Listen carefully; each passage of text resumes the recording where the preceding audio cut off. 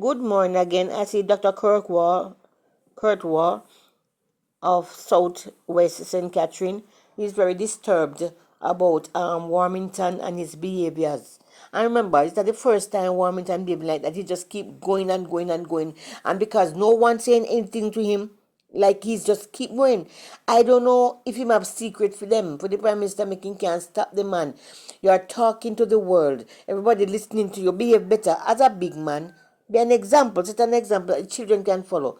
When you behave this way, how do you expect the younger ones to behave? You're a big politician. You hold high position at the high position, and you behaving that way. And now Dr. War, now he condemns that ugly behavior, and the world condemns it. I condemns it. Behave too bad, man. Every time this man open his mouth, at some disrespectful thing he must say. Why not ching, flea and this? And when I give journalists middle finger, and that just dirty behavior. I never love to see them that man. Every time you see him, and nothing good come out of his mouth, and at them in a power. So guys, so please listen up to what the video have to say at the end of this. Thank you. The following is a release from the People's National Party Media Unit. This is Dr. Kurt Wall, People's National Party candidate for Southwest St. Catherine. This week, Member of Parliament Clifford Warmington used vulgar and offensive language on a public political platform, language that many Jamaicans, especially our youth and entertainers, have been arrested and charged for under the law. Now ask yourself, why is it that when a regular Jamaican uses those words, they are hauled before the courts, but when a member of parliament does the same thing, it's brushed aside? This is not just about bad language. This is about double standards and selective enforcement of the law. Section 9C of the Towns and Communities Act makes it illegal to use profane or indecent language in public. This law has been used against street vendors, artists at stage shows, even people arguing in the streets. If the law is good enough to charge a youth at Sumfest, it should be good enough to charge a member of parliament. It must not be biased. I am calling on the Jamaica Constabulary Force to act. I am calling on the political ombudsman to investigate. And I'm calling on the Jamaica Labour Party to hold its candidates accountable. Mr. Warmington has apologized, but apologies alone cannot replace accountability. We cannot preach values to our children, then let leaders behave without consequence.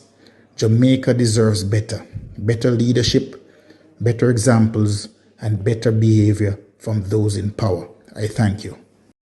Miranda Ellington of Southwest St. Elizabeth, the MP, I'm telling you, man, she had turned up the fire down there. I tell you, say, you go see a clip of her, man. Oh, she powerful and, but I mean, no, she just a give it.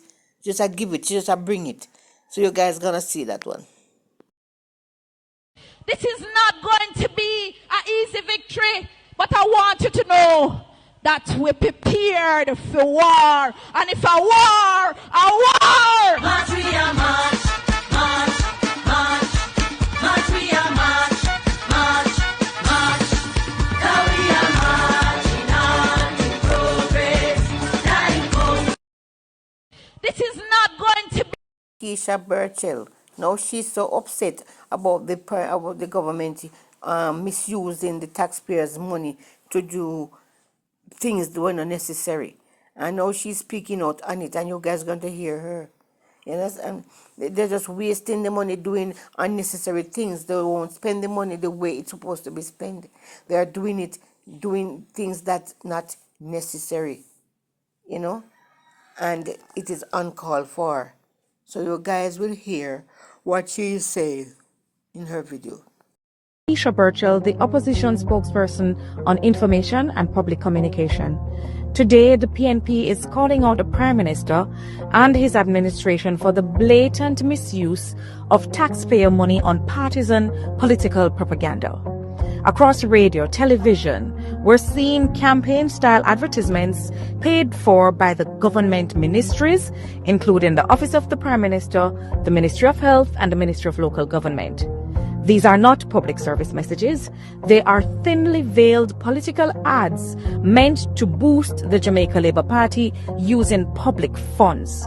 This is not just unethical, it is corruption in plain sight.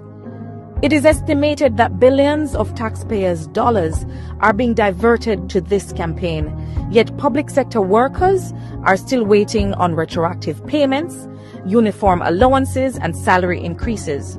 Pensioners are waiting. Hospitals are short on basic supplies, and while Jamaicans suffer, this government is spending freely to promote themselves and cling to power, all sponsored by the public purse. The lines have been dangerously blurred between government service and the party promotion. Ministries exist to serve the people, not to serve the JLP's re-election efforts. Since this government refuses to exercise ethical restraint, we are demanding accountability.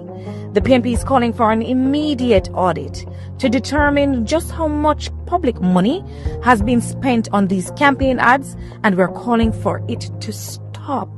Enough is enough. Public funds must be used to serve the people, not bankroll political gain.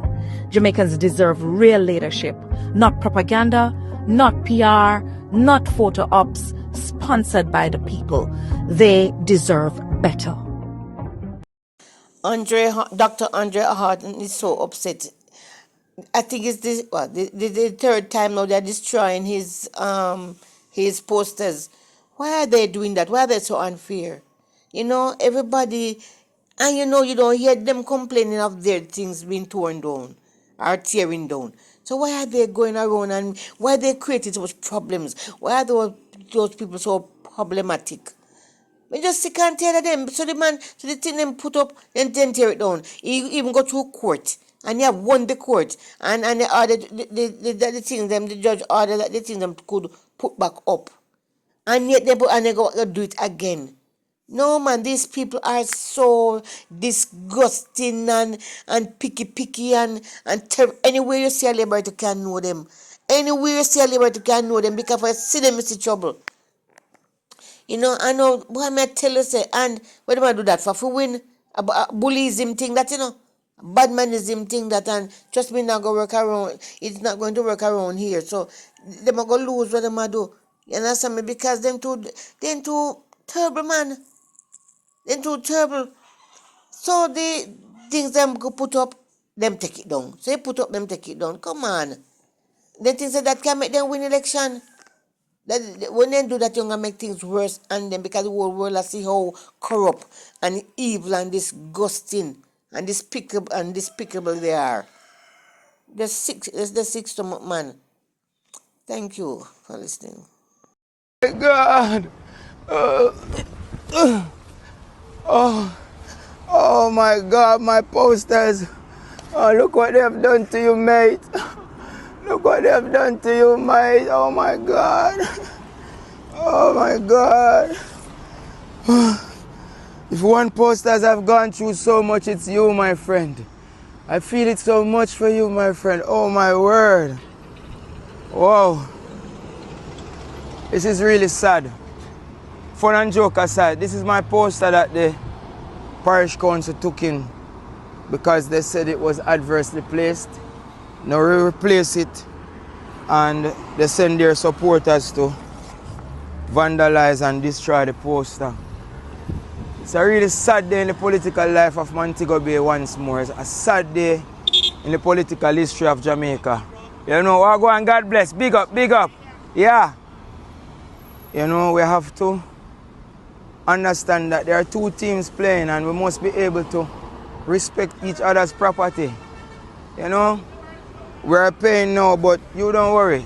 Marlene, you will pay at the polls. The labor rights, you will pay at the polls. Within all adversity, we take these things with a smile, you know? A real smile. Boy, my friend, I saw you go. I watch nothing, man, you know? Just first them lock you up, And when them let you up, we put you up back. And the man them come cut you up. First them lock you up, we put you up back, then the man them come cut you up, my boss. Jesus. So you go. Stay strong. Montego Bay, there's so much more to be done in the city. Dirty city, need public infrastructure development, people without road, people without water, and boy. And again, you're gonna hear him talk. He's talking about the community center that where they provide the solar, solar light, the solar things for lights and so forth. That is so very good. Imagine they're not in power. They're not in power. And you see how much of things they're doing, and they're not in power.